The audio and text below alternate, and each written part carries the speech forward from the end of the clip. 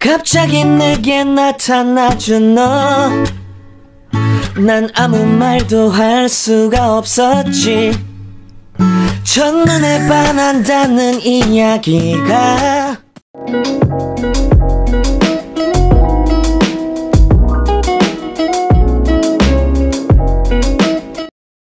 Assalamualaikum warahmatullahi wabarakatuh. Hai semua, perkenalkan saya Mama Zoe. Hai, apa kabar nih kalian semua? Semoga semuanya dalam keadaan sehat walafiat, bahagia, dan tentunya berlimpah banyak rezeki. Amin. Oke teman-teman, sesuai dengan judulnya, kali ini saya ingin mengajak teman-teman semua untuk membuat sinking fund lagi nih. Nah, kali ini saya membuat 3 kategori sinking fund. Yang pertama itu ada tabungan untuk motor, yang kedua itu ada pajak kendaraan, dan yang ketiga itu adalah kurban. Nah, oke teman-teman, sebelumnya saya ingin mendisklaimer juga bahwa pembuatan video ini tidak ada niat sama sekali untuk pamer ataupun ria.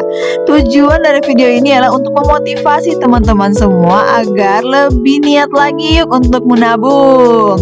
Nah, oke, sekarang saya mau jelaskan dulu nih. Pertama-tama saya mau membuat sinking fund untuk tabungan motor. Jadi sebenarnya pembuatan sinking fund untuk motor ini saya terinspirasi dari beberapa teman-teman YouTube yang lain yang sudah membuat tabungan untuk motor ini. Sebelumnya saya juga mau menjelaskan dulu nih bahwa tabungan motor ini dimaksudkan untuk pembelian motor ya teman-teman. Adapun kalau teman-teman lihat di situ nominalnya mungkin rendah ya, karena memang niatan saya itu mau beli motor bekas saja teman-teman. Yang penting bisa saya gunakan untuk aktivitas saya sehari-hari. Untuk pembelian motor ini tidak hanya karena ingin ikut-ikutan ya teman-teman, karena melihat teman-teman YouTube yang lain sudah membuat, tapi memang dikarenakan kebutuhan saya untuk aktivitas sehari-hari nantinya. Nah, saya mau jelaskan dulu. Insya Allah 2 tahun ke depan lagi anak saya itu akan masuk sekolah. Dan memang untuk saat ini yang saya siapkan itu hanya dana pendidikannya saja, tanpa memikirkan transportasi untuk antar jemput dia ke sekolah nanti. Mengingat memang untuk saat ini kendaraan saya itu dan suami hanya satu ya teman-teman yang kita gunakan, dan itu tidak bisa mengakomodasi untuk aktivitas kami kalau misalnya anak saya sudah masuk sekolah nantinya. Nah, awalnya saya mau membuat tabungan untuk membeli motor ini di tahun 2023 nanti. Cuman karena nilainya lumayan besar ya bagi saya pribadi, akhirnya saya tarik mundur saja. Saya akan buat tabungan untuk membeli motor ini dari sekarang. Mengingat nanti untuk tahun ajaran baru itu mulainya di bulan Juni atau Juli tahun berjalan, jadi saya mau menabungnya itu start di bulan Juli juga teman-teman. Dengan cara dan jangka waktu yang panjang seperti ini, saya berharap dana untuk membeli motor ini bisa terkumpul tepat pada waktunya. Doakan ya teman-teman.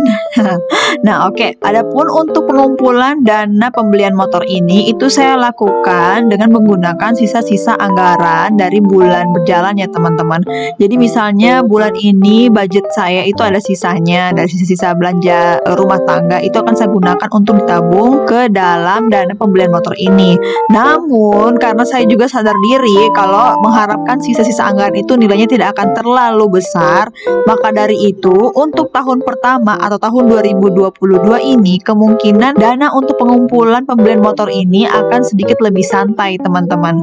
Dan disitu juga saya akan membuat kolom-kolom tracker untuk tabungan pembelian motor ini itu dari nominal 20.000 hingga nominal 100.000 rupiah.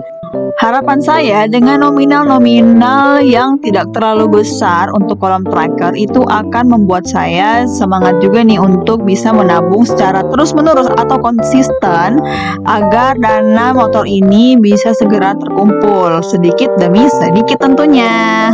Bagi saya menabung dengan nominal yang kecil itu lebih membuat saya semangat karena saya tahu saya bisa untuk menabung dengan nominal tersebut ketimbang saya harus membuat dengan nominal yang besar seperti tahun sebelumnya ketika saya ingin menabung untuk biaya kurban. Apalagi dengan menggunakan sisa anggaran, itu sangat tidak memungkinkan teman-teman. Jadi ini saya membuat tabungan itu lebih realistis sesuai dengan kondisi keuangan saya pada saat ini. Oke, kembali lagi dalam pembuatan sinking fund saya ini ya teman-teman. Di situ setelah saya menggambar motor, tidak lupa saya membuat kolom ya teman-teman. Jadi kolomnya itu ada sebanyak 12 kolom ke samping atau mendatar dan 15 kolom ke bawah atau menurun. Sehingga kalau di total semuanya itu ada 180 kolom. Nah, dari 180 kolom ini, 20.000 itu mengisi 50 kolom pertama. Kemudian 50.000 akan mengisi 80 kolom berikutnya. Dan yang terakhir ialah 100.000 untuk mengisi 50 kolom selanjutnya. Sehingga kalau di total semuanya pas ya teman-teman, jadi 10 juta rupiah. Oke, selanjutnya setelah saya membuat gambar motor dan juga telah membuat 180 kolom untuk tracker dana pembelian motor ini, tak lupa juga saya akan menuliskan kapan saya memulai dan menyelesaikan tabungan pembelian motor ini. Nah, kalau teman-teman lihat di situ, saya akan memulai di bulan Juli tahun 2022 dan saya akan menyelesaikannya di bulan Juni tahun 2024 yaitu teman-teman. Saya salah menulisnya dengan angka 2023, aslinya itu 2024. Sehingga saya mempunyai waktu selama 2 tahun untuk menyelesaikan tabungan ini. Dan tak lupa juga saya tuliskan targetnya yaitu sebesar 10 juta rupiah.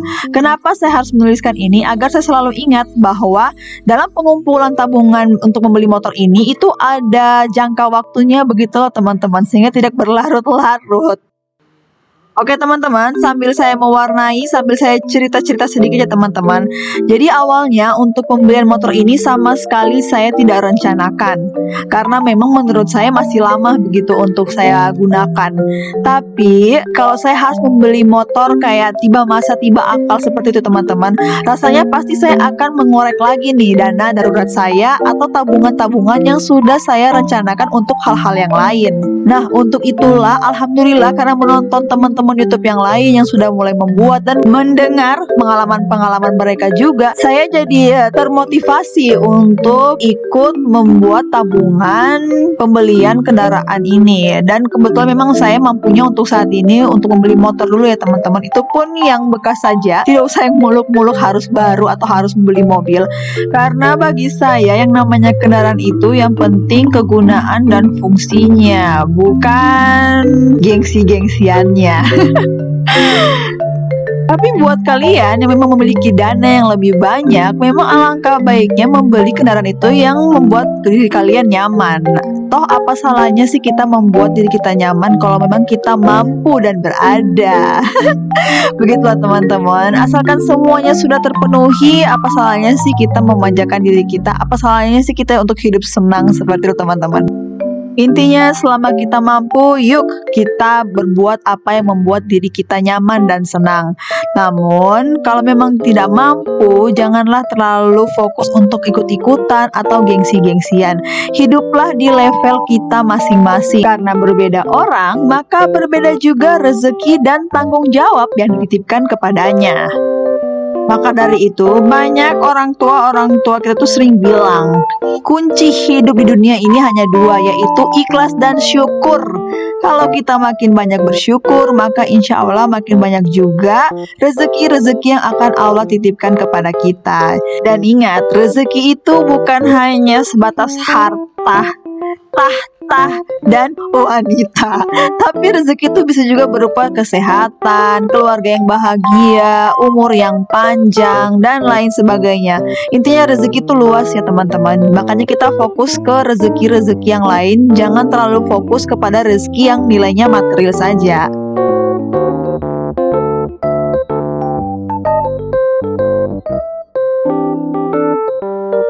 Nah, oke teman-teman, itu tadi untuk tabungan motor sudah kita buat. Nah, kita masuk sekarang ke Sinking Fund kurban nih teman-teman.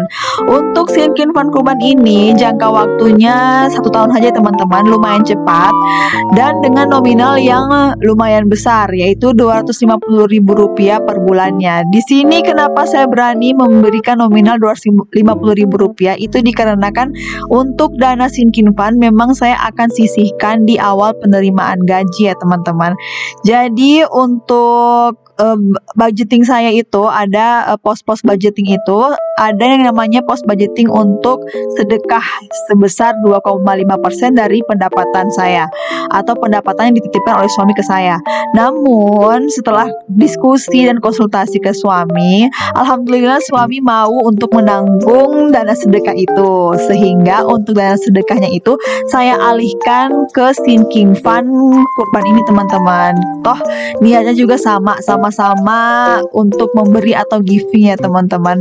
Pokoknya di sini saya putar otak bagaimana untuk tahun depannya itu saya tidak lagi mengeluarkan dana-dana ekstra tak terduga untuk kurban, servis kendaraan ataupun untuk pajak kendaraan ya teman-teman. Makanya saya mau mulai start mencicil dari sekarang untuk pembayaran di tahun depannya.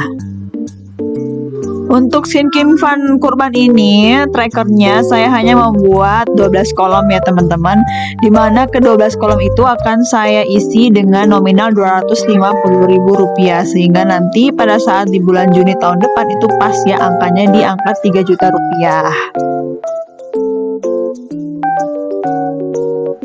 Oke, lanjut kita ke Sinking Fund terakhir, yaitu Sinking Fund untuk pembayaran pajak kendaraan. Dimana untuk pajak kendaraan ini saya akan membayarnya juga dengan menyisihkan dana di awal penerimaan gaji. Jadi ya teman-teman, sedikit cerita lagi, kalau kalian ikuti tuh video-video tentang budgeting saya, di situ saya punya pos budgeting untuk kebutuhan kucing, dimana yang awalnya itu kebutuhan kucing saya sebesar Rp500.000, namun sekarang saya kurangi jadi tinggal Rp250.000. Kenapa? Hal itu dikarenakan awalnya kan kucing saya itu ada sebanyak 4 ekor, namun sekarang tinggal 2 ekor. Yang 2 ekornya lagi itu sudah saya kasih ke saudara saya untuk dipelihara. Untuk itulah maka biaya hidup mereka juga berkurang setengahnya ya teman-teman. Dan kelebihan dari pembayaran kebutuhan untuk kucing ini sebesar Rp250.000 itu akan saya gunakan untuk saya tabung ke Sinking Fund pembayaran pajak kendaraan ini. Untuk pajak kendaraan ini saya akan menggambarkan trackernya dengan gambar mobil yang ada bola-bolanya itu ya teman-teman, dimana bolanya itu terdiri dari 12 bola atau balon dengan masing-masing balon berisikan Rp250.000. Jadi pasti teman-teman ini nilainya sama dengan biaya kurban Sinking Fund kurbannya, yaitu Rp3 juta.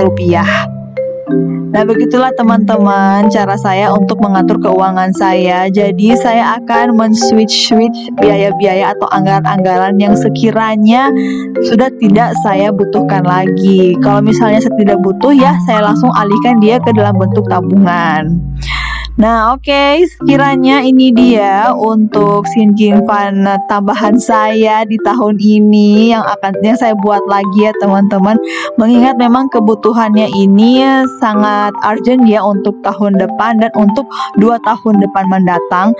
Semoga ini bisa memotivasi dan menginspirasi teman-teman semua untuk bisa yuk mulai menabung dari sekarang, sisihkan sedikit demi sedikit pendapatan suami kita untuk kebutuhan atau kewajiban kita di tahun-tahun berikutnya. Oke, saya rasa sekian video dari saya untuk Sinking Fund ini. Semoga apa yang saya sampaikan bisa bermanfaat ya, dan menambah motivasi teman-teman semua untuk lebih giat lagi nih buat menabung. Dan saya mohon maaf apabila ada salah-salah kata atau ada kata-kata saya yang kurang jelas dan menyinggung selama pembuatan video ini. Saya harap semua yang baik-baiknya bisa kalian ambil, dan yang buruk-buruknya mohon untuk dimaklumi dan kalau bisa dilupakan ya teman-teman. Oke, saya juga mengucapkan terima kasih untuk kalian yang sudah menonton video saya sampai dengan detik ini. Akhir kata, wassalamualaikum warahmatullahi wabarakatuh. See you on my next video. Bye bye.